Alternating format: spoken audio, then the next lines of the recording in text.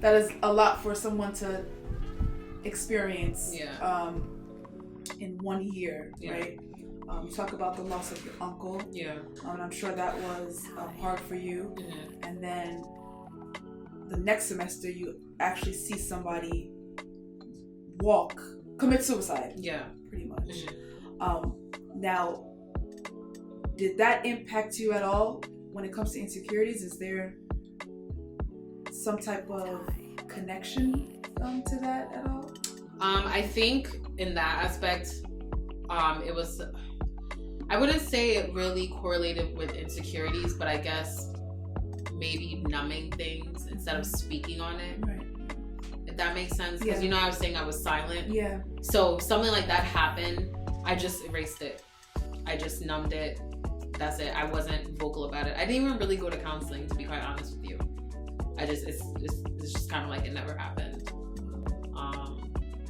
But yeah, like, and I remember it was like right here on this hand. I had a bruise from that. So at that point, I don't even really think I got that emotional. Like, it was just very, very numbing, because I'm like, wow, this is not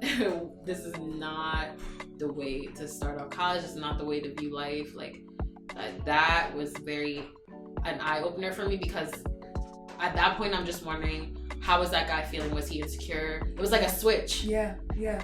I think in that aspect it was like a switch. So at that point, when that train situation happened, occasionally I would have suicidal thoughts, but I felt like it wasn't really fair to my family to do that. So I just kind of got through that situation pretty much on my own and with God. But at that point, I do wish I would have went to counseling for that. Have you ever gone to therapy at all? I did, actually. I did a year. Okay. I started last year, June, and I ended this year, June. Okay, so we'll get to that. Yeah. Okay. Yeah. We'll get to that. Mm-hmm. So that was your first year in college. Mm-hmm. We just talked about first year in college. Mm-hmm. Okay. Can you continue to walk us through college? Yes. So after that first year, my second year, improved a bit. I started like acquiring new groups of friends and kind of getting more comfortable with the social scene and stuff. Around that time, I think that's when I joined the dance troupe. I did Tuesday dance troupe. So that was just like another way for me to kind of just try something different, express myself, just kind of get myself into the swing of things and just start my healing process, especially like after my uncle passing and that whole situation happening. So that's when I joined Tuesday dance troupe, and I just started finding more ways to break free and really expand myself and interact with people more and be just a little more vocal. I wasn't completely vocal, but I started opening up more, for sure. So would you say the insecurities that you felt had an impact on your friendships in college? Yeah, they did, for sure. Can you give us some examples? Yeah, like, for example, like if I had friends that I felt like, I just always felt like, why couldn't I be chosen for certain things? Like, or why couldn't I be the favorite friend or the popular one or things like that? Like, I struggled with those for some time. Even actually, I realized with my friendships, I felt like I was always the forgotten friend, because I was kind of used to feeling like I was always replaced with someone else, someone better, more fun, prettier, whatever the case may be. So that's when the loneliness started kicking back in again. And I tried not to take it personally, but it was just frustrating, because it was like it was once again that moment of really not feeling good enough, Feeling forgotten. Yeah, feeling forgotten. And it didn't really reflect well in my current stage, because now it's like I don't even really give people the room to like really stick around, and if they leave, it's just like, okay, I'm not really surprised if you leave. It's just like, yeah, it's just like you could just, it's like it doesn't really hurt as much anymore, which is not good. So you've conditioned your mind, you've conditioned, your feelings to kind of like you're expecting the worst before it even happens. Yeah, and I'm still working through that, because it's like there's people who genuinely care about me, but I don't see it, because I'm just like in my own little world, and I'm just like, all right, I don't think you're really gonna last that long anyway. So yeah. That's how I used to feel. Was this type of friendship that you experienced, that you just shared, was it like this throughout college? Or was there ever a turning point in college when it came to your friendships? Yeah, there was, I would say there was a turning point. You know, I felt like I found a group of friends or like different types of friends that I felt like, you know, would stick around for some time. But I always still just felt a little different. I just can't put my finger on it, but like I still felt a little different. But yeah, there were turning points for sure. But do I still get that way where I feel like, oh, like it's just me and them? Yes, I still get that way till now. But it's all things I'm actively trying to work on. Yeah. Because I told you, like I have many conversations in my brain. So, and it all stems back from elementary school. Yeah, being made fun of and not feeling like you fit in. And so now, like it needs to be to a point where like I really need to be way more expressive. But even when I'm expressive, like I'll still in my head like wonder, did I say too much? Did it sound stupid? Like it's just a thing for me. Like it's just constantly like anxiety, insecurities. Like, did I say too much? Did it make sense? Like just having those back thoughts. Yeah. And a lot of people don't realize those kind of questions, like, did that sound stupid? That is a sign of being insecure. Yeah. You know, I was reading something recently, and it was like 10 things people say that show that they're insecure, like they have insecurities. That was one of them. Also, something like, how does my food taste? Does it taste good? Yeah. You know, and that's something that I ask, right? I asked my husband, does it taste good? And when I was reading, the reason why that shows that you're insecure is because you're kind of questioning your cooking skills, and you want to get like validation. You always need validation, yeah. Right, from the, you know, your partner, family member saying like, oh no, it tastes delicious. Yeah. So that question, you know, that you ask yourself, you're pretty much harboring on that insecurity. Did I sound stupid? Did I say too much? Even on the article said something, the question, does that make sense? So when you're like talking to someone and you have to stop constantly, does that make sense? You're asking because you're worried that what you're saying, the person is not understanding. Yeah. Again, it's interesting, like things that you say so freely in conversation, but the root of it is an insecurity. Yeah. So let's dive into relationships. In college or even post-college, did your insecurities affect your relationships, you know, with guys? How was that like? Yeah, I felt like I needed validation. Number one, I felt like I didn't really value myself, so I would kind of take a lot of things. Like I would just take a lot of baggage. I called it struggle love. I would just take a lot of baggage on unnecessary things that I really didn't need to put myself through, but that was because I didn't really value myself. I didn't want to be seen as shallow or some type of way, so it's like I just kind of kept myself at a mid-level playing field and just kind of let whatever happen.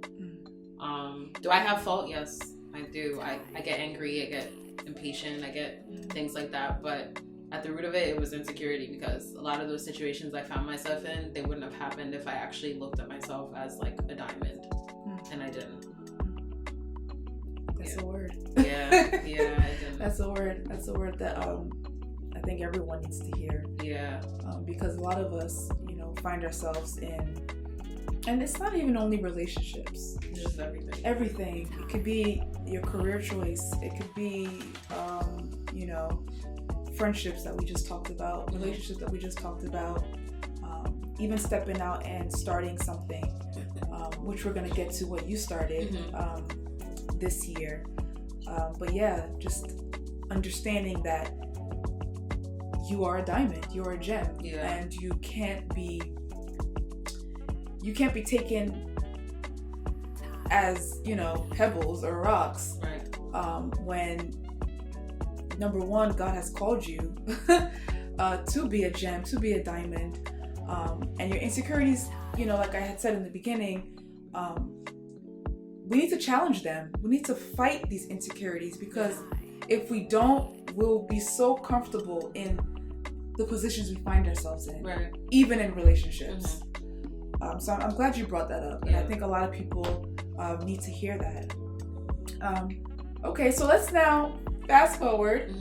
Let's leave college and talk about post-grad life for Eni. How has it been? How has the last few years been for you? How have you dealt with your insecurities? These last few years was kind of like an emotional roller coaster, and I'm sure a lot of people can relate, because it's like after graduate school you're just wondering like what's next. You have all these dreams and aspirations, and I was trying to figure out where I wanted to work. I felt like I was like lost. I didn't really feel like I understood what was going on in my life. I felt very confused. And I think I actually started getting very like more insecure, and then started getting really like bitter, and just very bitter, very negative. I didn't really want to be around people as much. And I was dealing with, I don't know if it was depression, but it was something. It was just something that I really couldn't explain, but I really wasn't happy. Sounds like that. Yeah, I wasn't really happy at all. And there were just so many moving pieces in my life. It was just like, I just honestly wanted to like shut down. But I feel like when I turned 24, that was really my breaking point. And before that, I chopped all my hair off and went bald. And I think that was like the happiest I was ever in my life. I don't know what it was. Like, it was just very therapeutic. I felt like I was liberating. Like I felt like I was starting over, and I didn't feel like, I just felt like I was starting over, and I felt like that's when God really started moving in my life. Like, I didn't understand what it was, but I just understood I was breaking free from a lot of things, whether it was a relationship, friendship, whatever. Like, our insecurities lead us to situations we shouldn't be in, and then it kind of, what God has for you, it starts delaying that process, because it's like you're not moving in your purpose or moving in your calling. So it was that part too. I was struggling to find my purpose, struggling to find who I am. I'm even still trying to figure out who I am, and then when I turned 25, which was this year, I felt like that I called it my regal chapter, because I felt like God was about to like do something really great in my life. And I felt like I was setting a lot of more boundaries for myself, and just kind of having a more focused vision for myself, and that's when I launched my business, Eni Event. That was one of the most terrifying, but like most exciting times. Yeah, it was very rewarding times in my life. Just finally being able to put all of my different passions and things that I'm excited about into like a production was very like exciting for me. And I actually really didn't tell that many people about it, not because I was like, oh, that move in silence type of thing. It wasn't really that. It was just, because I just found something that I really wanted to do, I didn't want people starting to put their like 2 cents and hindering me from doing it. You know what I'm saying? Because like, it was all that thing about nitpicking. Like, I just didn't want all that noise. Yeah. I didn't want all that noise. I wanted it to be very silent. And just let's just especially if it's something that in your heart of hearts God has called you to do. Yeah. And at times when God is involved, it's important that we silence. Yeah. We surround ourselves with, number one, people that see the vision. Yeah. And if they don't see the vision, that's okay. But you also don't want to take on their opinions either. Yeah. Because they can deter you from actually doing something, putting your hand to the vision. Right. So yeah, I get that.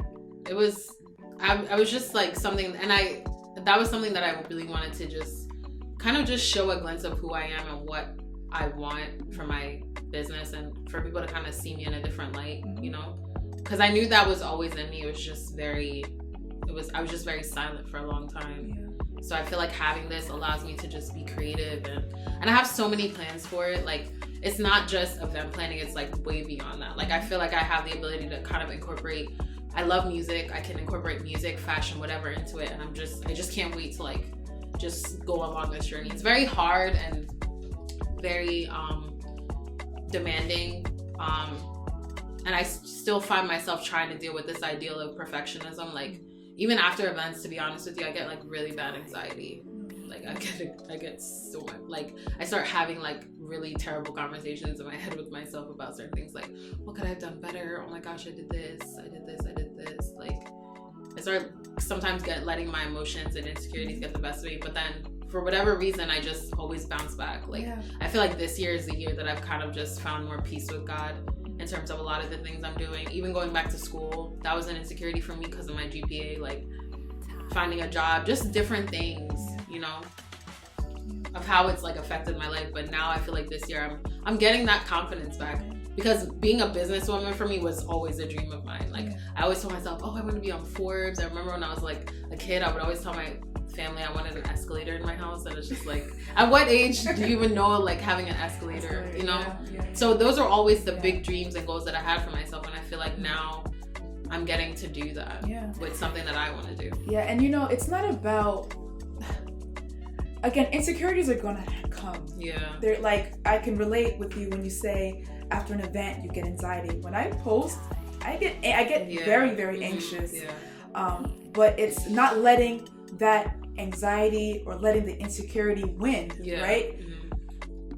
You go right back to doing what God has called you to do. You go right back to, you know, putting the events together, and I go right back to putting the show together. So it just goes back to being able to fight the insecurities, to challenge it, to, you know, bark back at it with your actions. So I just want to also just touch on the spiritual side of things. And, you know, you mentioned God, and I know that, you know, God is in all things. And I love the fact that you acknowledge that.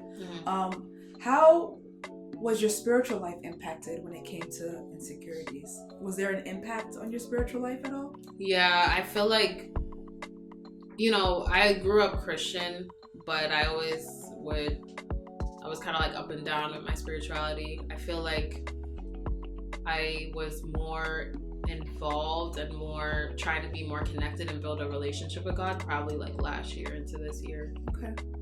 And not because I necessarily wanted something, but because I knew that at the end of the day, that's who I should go and cry to every time I'm feeling, you know, any kind of way or whatever. Like 1 Peter 2:9 is like my go-to. The idea of royal priesthood and stuff, like, and that's why I incorporated that type of royalty into my business too, because like that's a verse that I really love. So what's helping you cope with insecurities? I would definitely say my relationship with God, and also me going to counseling too. Like now I'm not really doing it as much, but at least checking in, like even if it's like twice a year, every couple of months, those two like really help. And just kind of being more believing in myself more. Like if I have an insecure moment, the next day I'm bouncing back and I'm just envisioning this grand life that I want for myself, and this big house, and like just things like that. Like I already know what architect I want to build my house. That's how I am. Like when I get insecure, I just remember the vision and I'm like, all right, you need to relax. Just because at the end of the day, like insecurities are gonna come, and I know people try to act like, oh, I'm the most confident. No, we all have moments of weakness. Even the greatest always do. Like people that we look up to that are so great, doing amazing things, they have insecure moments. They have people barking at them every single day, you know, every single day telling them they can't do something. So it's like you can't really wallow in that, because you're never going to progress, or you're never going to move forward. So talk to God as many times as you need to, cry out to him, just, you know, or seek counseling, or just talk to like a confidant. What would you tell your younger self? What would you tell Eni at, let's say, even high school or middle school? What would you tell yourself now? I would have told myself that me feeling different actually wasn't a bad thing, as bad as I thought it was, because I feel like now it's really starting to make sense as to why I felt that way. I think at that point in my life too, I'm the oldest, and I feel like I always had this like very motherly spirit, and it used to irritate me a lot. So I feel like that aspect of my life, like if I could go back, like I would just tell myself, like, there's a reason why you were like this. It's because God wanted to set you apart in some type of way. or you were just meant not to really always fit in, and it's honestly okay. It's okay. You know.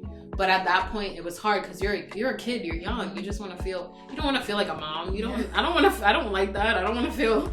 I don't want to feel like that at like 11. Yeah. I want to feel like an 11-year-old. You know. Yeah. But it's like now it's starting to make sense as to why that happened. So that's one thing I would definitely tell myself. Just you not fitting in or you feeling this way, it's not a bad thing. There's a reason for it, and I wish I would have also told myself to be more confident and to speak up more.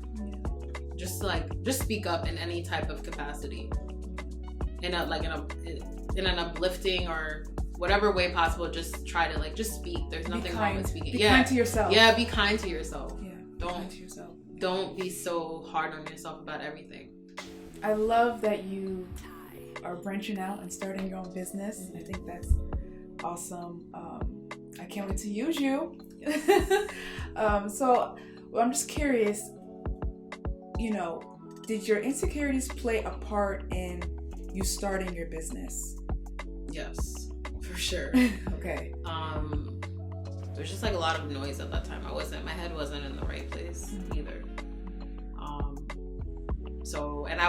It was like that idea of also like perfectionism, like, is it gonna look right? Just kept on putting all these little ideas in my head as to why it can't be this way. And I was very distracted too, up until 2019 when I decided, all right, like I told you, like I felt like something was shifting, and that's when I made that shift to really start it.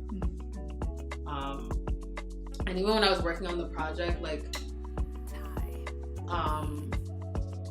I did have insecurities creep in regards to how it's gonna look, how I want my brand to look. Yeah, 3 or 4 years I was really just sitting on it for some time. But now I feel like I don't regret it starting now. Even through the pandemic, I'm actually really happy I didn't start at that time. I'm happy I did it now because my head's you're in a better place. Yeah, I'm in a better place. I can't do things when I'm not. I know everyone's just saying, oh, just start, but I'm not that type of person. I still have to plan it out, because at the end of the day, the same people who are telling you to do that are the same people who are going to judge it when it's crappy. And that's the truth. Yeah. So at least I want to know I put 1,000% into it, and if it's not perfect, okay. And I feel like now that's where my confidence is coming in. Like, not everyone's gonna like my stuff, and I'm learning to be okay with that. Yeah. I really am. Yeah. And even when I have those moments where I get really irritated or agitated about certain things, the next day I'm like, all right, how can I make this better and just try to improve? At least I started. Yeah. Yeah. That's it. Yeah. At least you started. Mm-hmm. At least you started. So this was a really great conversation. Yeah, I had a lot of fun. I'm so happy that you did this. So any last words? I guess my last words would probably be to anyone who's watching this or dealing with insecurities or whatever the case may be. I feel like I'm really big on this idea of greatness, and I feel like we're all really great in our own ways. So it's just tap into your greatness, whether it's music, whether it's art, whether it's whatever. Just tap into it and keep on trying it, and build a tribe of people who you can really be yourself around and be open to, because we're all on this we can't do this lonely road all the time, you know what I'm saying? And really anchor onto God and ask him every day to show you how great you can be, because I feel like that's what really helps me on my journey, just constantly having God show me how great I could be. So I feel like for anyone who's watching, just even if you don't believe in God, just try to find avenues just to always keep yourself going every single day. Just remember how great you are and how amazing you can be. Even if it's not right now, just remember that potential, because sometimes that potential is really the only thing that you have to look up to keep you going. Yeah, to keep you going. Yeah. Thank you. I mean, you said it amazingly. Thank you so much for joining me today, Eni. I mean, you said it so well. I don't even want to go over it because it was that good.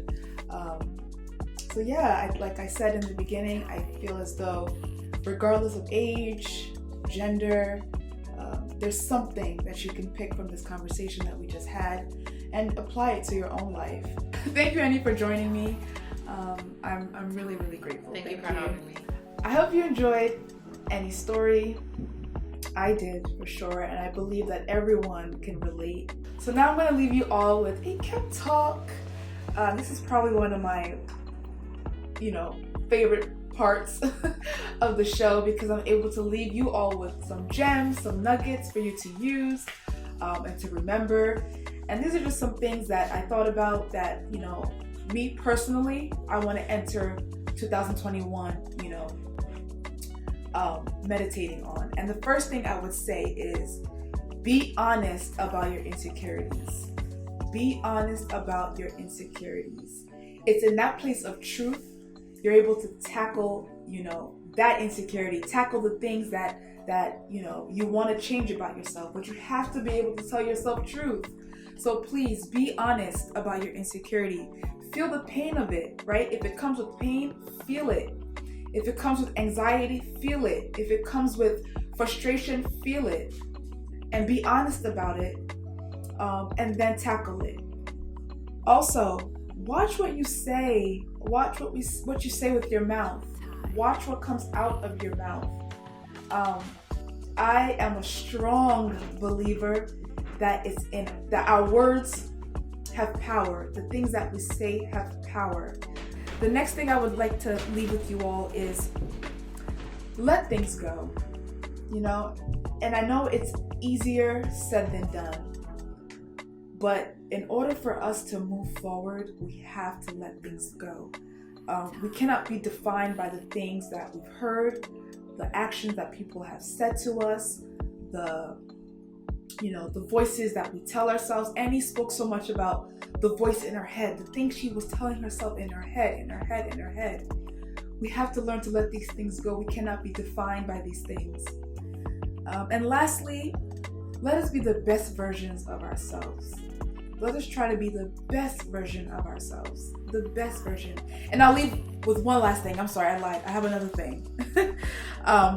Give yourself the same advice you would give somebody else. Please. I'm somebody that I love to give advice, right? People come to me, I give them advice, tell them what I think,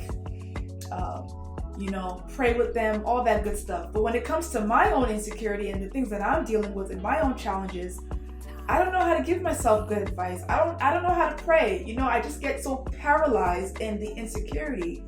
But I need to learn to give myself the same advice I would give somebody else.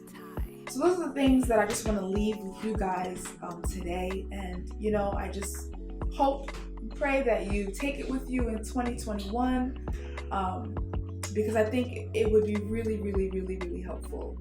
And there's one more coming to me that just dropped into my head.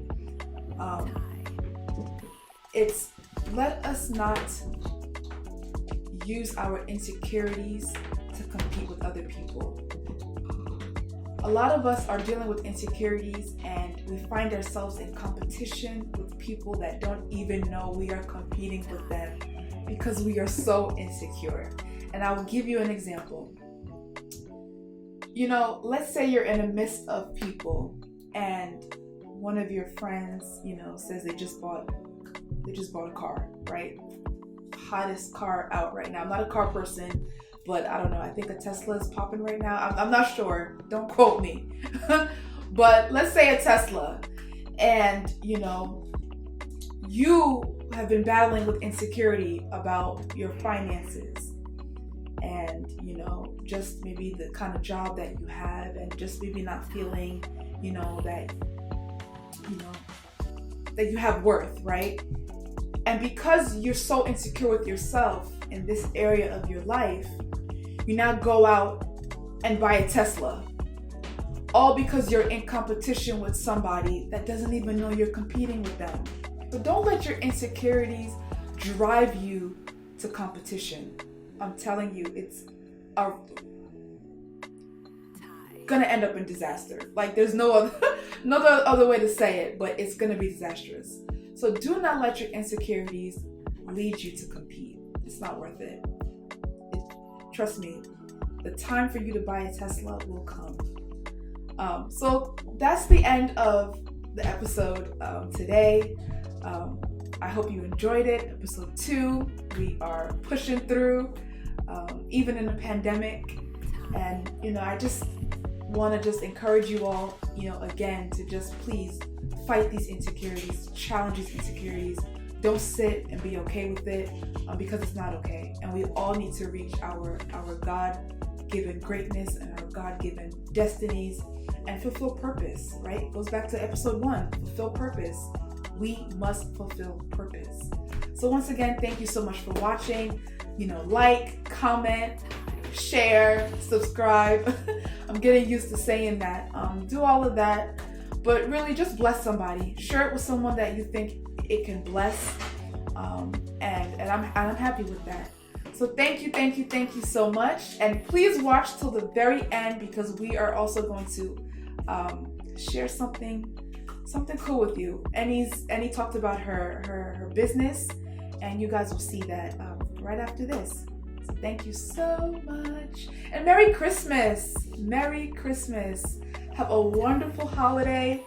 Have a safe holiday. Have a blessed holiday. And I will see you in the new year. Thank you.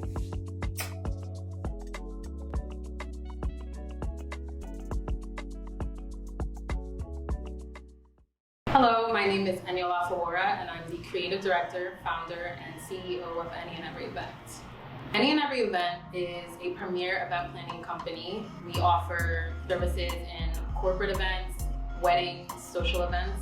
We can plan your birthday parties, brunches, your mixers, your fashion shows, your baby showers, your engagements, whatever you need. And basically, we like to merge creativity and event planning into one. So if you're having an event, we want to take it to the next level. We want your kid's birthday party to basically turn into a full-out carnival. So those are the types of events that we host. Event planning was something that I've always been interested in, but I never really had the confidence to start it. There was a lot of setbacks, a lot of learning I had to do, and a lot of growing I had to do. And starting it this year just felt really right for me. It felt really organic. I felt like I was kind of going into a new era in my life. So I really wanted to usher this in and just start it. And as a little girl, I used to go to a lot of events. I come from a Nigerian background, so we're all about flashiness, extravagance, elegance, royalty. And those are all aspects of my business that I really like. You'll go to these events and there's beautiful lighting, beautiful decor, centerpieces, place settings, just all the minute details that you don't really look at. When you go into the room and you see the full venue, it just creates an aura that people can enjoy and leave with some type of experience. The elite experience to me is basically the best of the best. You're getting top tier service, you feel like royalty, you walk in like royalty. And for all of my clients, I want them to get that experience when they work with us.